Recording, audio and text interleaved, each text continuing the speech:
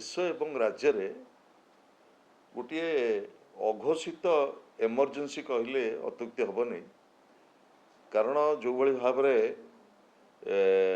माननीय प्रधानमंत्री देशवासी उद्देश्य कहले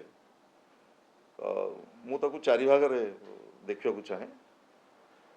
प्रथम कहले विदेश जाओनी एवं द्वितीय डीजेल पेट्रोल व्यवहार करनी, ईवी व्यवहार कर एवं तृतीय सुना किणनी, चतुर्थ भारत वर्षर जनजीवन को सबुठ प्रभावित करुवा चाषीकूल वार्ता रहा जे आम आ सार दे पारूना 50% सार दे पारूना। ये अत्यंत चिंतार विषय। वर्तमान ये जो अघोषित एमरजेंसी लागू करागला एथिरे केवल अर्थनीति दुर्बल होनी, गोटे आतंकर वातावरण सृष्टि होती, देश में सृष्टि होती और राज्य में सृष्टि होती। एवं ओडिशा रे यही डबल इंजिन सरकार आसिला परे जो बड़े भाव में आईन श्रृंखलार चरम अधोगति होती एवं ताकू नियंत्रण करने परिवर्ते पुलिस प्रशासन, राज्य प्रशासन एवं राजनैतिक नेता मानकर, मंत्री मानकर जो आभिमुख्य केमिति कभरअप करवा सिस्टम को ता संपूर्ण भाव में चिंताजनक। जदि प्रमुख भाव में केतोटी घटना को आपण मैंने एनालिसिस करेंगे, बरहमपुर रे जो घटना घटिला, जो गर्भवती महिला तार 3 वर्षर शिशुपुत्र आगे ताको जो हत्या करागला, से घंटाए पूर्वर कही जे मु थाना को मु अनशन को जाऊँगी एवं थाना रे अभियोग करके आसते तापर तांको दिन द्विपर हत्या करागला। एवं जो हृदय विदारक दृश्य भुवनेश्वर जो घटना घटिला बालियंता बालीपाटना रे घटना मॉब लिंचिंग है, तांको किभली भाव में हत्या करागला ताको समस्त सारा विश्व देखुची। किंतु सबुठारु चिंताजनक विषय है पुलिस आभिमुख्य। निजे जीआरपी एसपी ये घटना को कभर करने जिते बाहर की आसिकी प्रारंभिक विवृत्ति देले जे जो जीआरपी कनेस्टेबल टी मृत्युवरण कर बाड़े बाड़ी मारी दिगला तांकर बहुत अपराधिक रेकर्ड थिला। आपण भावतु एठो जे किभली भाव में ये घटना को कभरअप करने पुलिस रो जो आभिमुख्य। तेणु आज सारा राज्य रे गोटे आईन श्रृंखला गोटे विपर्यस्त अवस्था एवं सारा राज्य रे प्राय 70 भाग तेल टांकी तेल मिलूनी, डीजेल पेट्रोल मिलूनी एवं माननीय प्रधानमंत्री देशवासी की जो संबोधित कले तापरे कह जाउची जे 45 दिन किए कहते 60 दिन गच्छित रही पेट्रोलियम प्रोडक्ट एवं डीजेल पेट्रोल। किंतु आपण देखुए ओडिशा रे 70 भाग तेल टांकी बर्तमान बंद हो गलानी।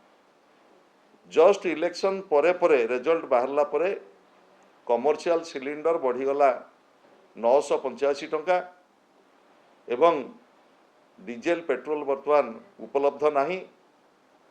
एवं विशेषकर भारत वर्षर चाषीकूल पाखरे जो कथा कहगला प्रधानमंत्री जो वार्ता जे आउ सार जोगी हब नहीं, एभली एक कठिन परिस्थिति देश सामना करुछि एवं राज्य मध्य सामना करुछि। मु आशा करुछि तुरंत गोटे सर्वदलीय बैठक डका जाऊ, एभली तिरोट समय रे किभली भाव में आमर भूमिका कौन हम से संपर्क में अधिका चर्चा आलोचना करा जाऊ। गोटे निर्वाचित सरकार तांकर उत्तरदायित्व निर्वाह करंतु एवं मान्यवर मंत्री माने जो भली भाव में विवृत्ति दौरान कविता लिखुंट से निवृत्त रुहतु। जनसाधारण जेतेबेले सामना करुछंती एभली एक कठिन समय को सेतेबेले संवेदनशील भाव में सेमाने सेमानकर मान्यवर मंत्री माने तांकर विवृत्ति रखंतु एवं जनसाधारणकर एभली तिरोट समय रे उपहसित न करंतु जनसाधारण।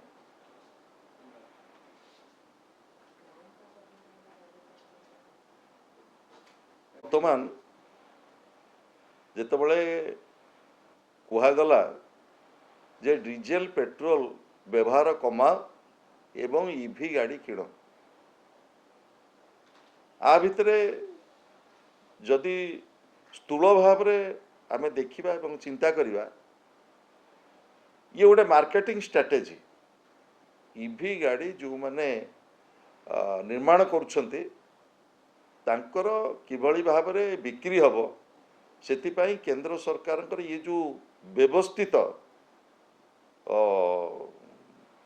पीआर कार्यक्रम ताको ये भोट 5टी राज्यर जो भोट हैला ता पूर्वरु जदि ये वार्ताटी आसी था बोध हुए भारत वर्षर जनसाधारण तांकर उचित राय प्रतिफलित होता साधारण निर्वाचन रे। आज साधारण लोक जो भली भाव में शिकार होती ये जो अपप्रचार शिकार होती एवं आमको जो स्वप्न देखाई डबल इंजिन सरकार जो स्वप्न देखाई से स्वप्न जेमिति साधारण मनुष्यर भांगी भांगी जाउछि। आपण देखुथिबे बारंबार परीक्षा केंद्र सरकार द्वारा परिचालित परीक्षा राज्य सरकार द्वारा परिचालित परीक्षा बारंबार प्रश्नपत्र लीक होउछि। नीट भली संपूर्ण भाव में जोटा केंद्र सरकार अति फुल प्रूफ परीक्षा ताहा मध्य को भली भाव में बारंबार 6 थर नीट प्रश्नपत्र लीक है कोठी ना कोठी भारत वर्ष रो जो व्यवस्था आज प्रश्नवाची रे छिड़ा हिची एवं राज्य सरकार जो डबल इंजिन सरकार उपरे ओडिशार चाषीकूल ओडिशार छात्र युवक महिला जो भरोसा रखिकी भोट खंडिए दे नूतन सरकार गठन करथिले से आशा से स्वप्न से संभावना जमी भांगी भांगी जाउछि।